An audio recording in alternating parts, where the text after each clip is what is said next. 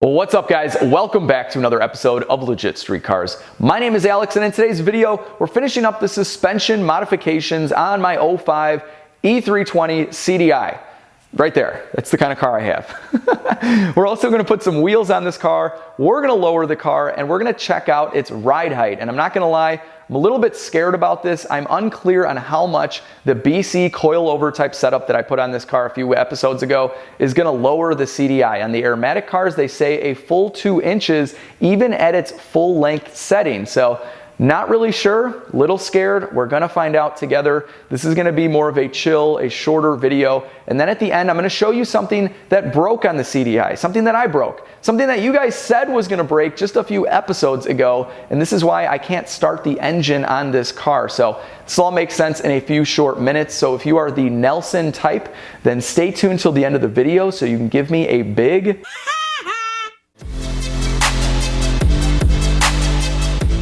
And here we go, the table of high performance, or I guess mixed performance in this case, because we're starting off with just a normal general automotive repair by replacing the front upper ball joints on the CDI. So I'll show you this in a minute, but one of my ball joints is really loose. It's in really bad shape. So we're just gonna replace both of them with some Lemforder units. Moving on, we have to talk about these sway bars. So I looked up the work instructions just this morning on these sway bars, which is a bad idea. You wanna get prepared for any project you're doing, especially if you're making a video on it.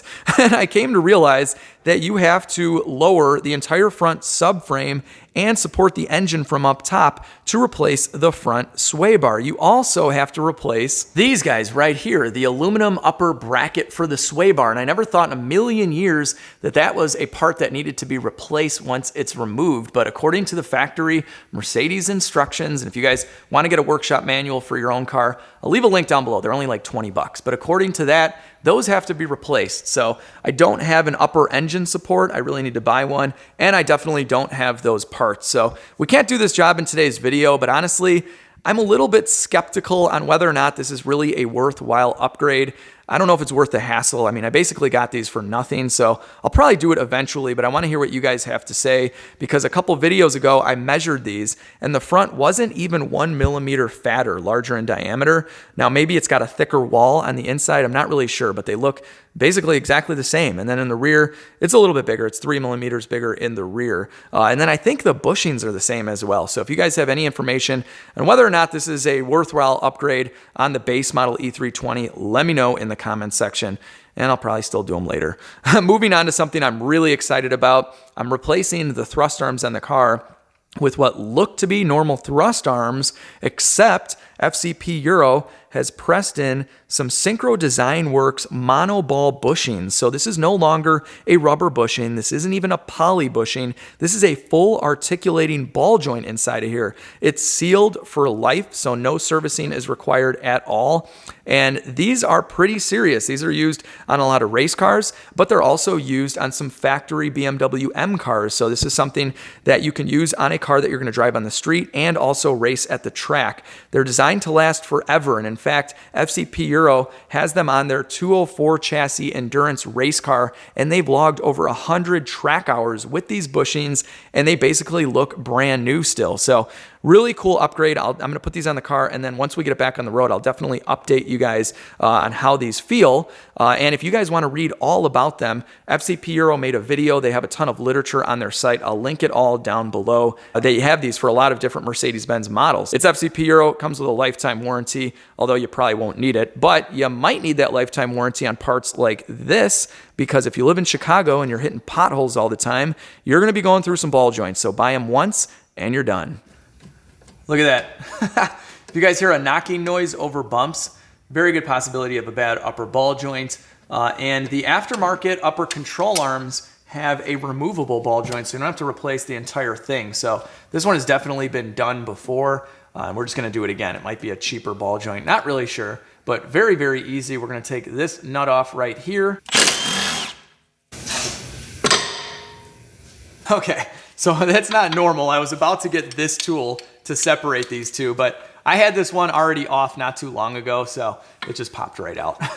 But normally you would use one of these to separate the joints. It just pushes up on this bottom part and then pushes it out of the bore. All right, then you just get a T45 and a 13mm wrench to hold the nut on top.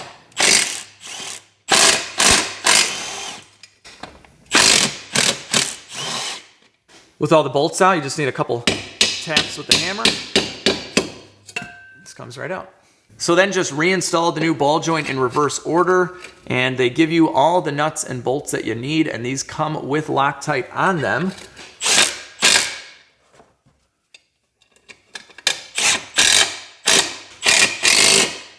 Then just put your spindle in place, pull this down, hold it with one hand.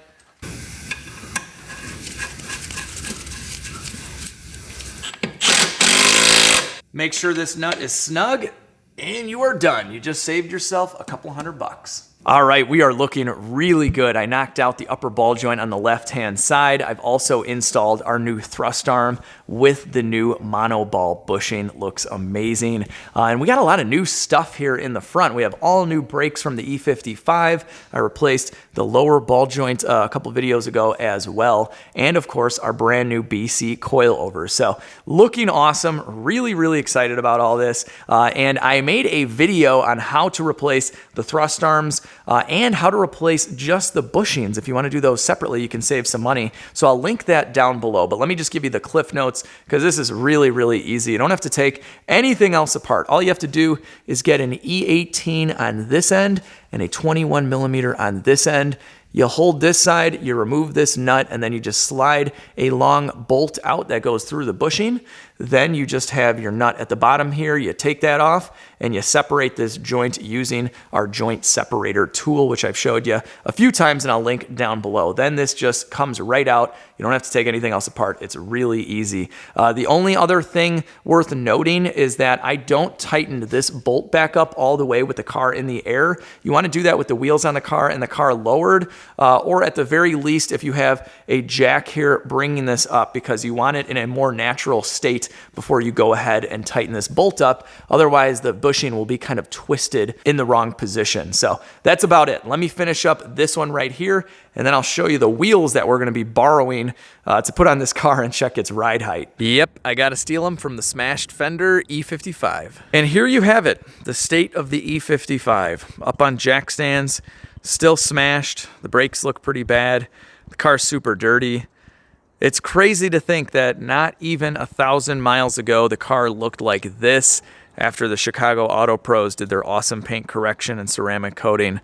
But don't worry, guys, this thing will be back in action. The new fender, the new badge, I got the updated mirrors. It's all here. It's going in for paint and repair work next week. I'll be making a video on it. We'll probably do some new brake rotors too. This thing is going to be back in action and ready for the track any week now. I want to test out the new long tube headers. We might pulley down a little bit more as well. And dare I say, break into the 10s this year? Moment of truth, here we go. Please don't be too low. Please don't be too low. Hey, that don't look too bad. Although I think we should bounce the suspension a little bit and see where she's really at. Hey, it doesn't really move. Hang on a second.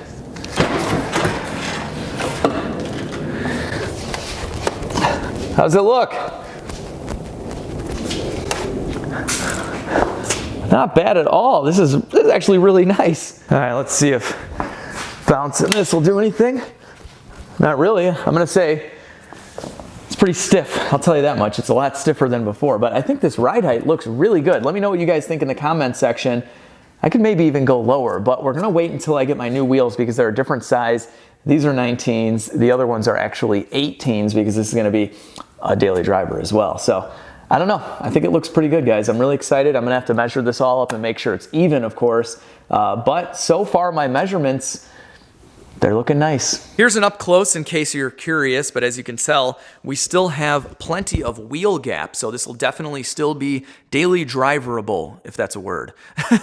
Now, the good old bounce test is not the end-all be-all to settling the suspension. After you replace springs, you still have to drive the vehicle, sometimes for quite a few miles, before everything settles down and you can get an accurate measurement of your ride height. So like I said, we're gonna wait till we get our new wheels on here and then go for a ride. But I will say this, I can tell just from bouncing the car up and down with my hands that this is a much stiffer ride than factory, but that is what I'm looking for from the factory. This is a totally luxurious ride. It's not very fun though, and since this car has a ton of low-end torque, it's going to have even more after all the modifications. If this thing could just handle a lot better, it could be a blast, especially around the turns. So I'm really excited to get this thing out on the road. And if it is too harsh, we have 30 different settings to kind of play around with that.